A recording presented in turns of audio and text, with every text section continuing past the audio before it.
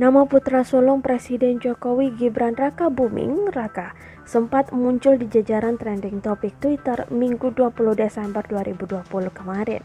Sejumlah cuitan membahas liputan pemberitaan media Tempo yang menyebut Gibran memberi rekomendasi agar tas proyek Bansos dari ex-Kemensos Juliari Batubara pesan di perusahaan asal Solo Sritex. Tapi pihak Sritex membenarkan bila pihaknya memang menerima orderan dari Kemensos untuk tas bansos tersebut.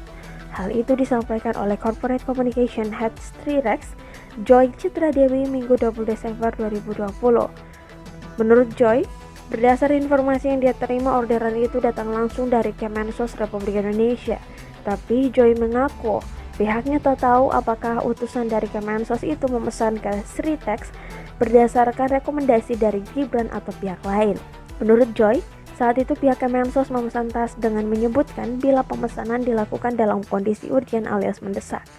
Joy juga menyatakan pihak Sritex tidak bisa memberitahu soal nilai orderan goodie bag atau tas bansos itu. Masalahnya dalam kontrak dengan perwakilan Kemensos ada perjanjian bila nilai proyek ini bersifat rahasia.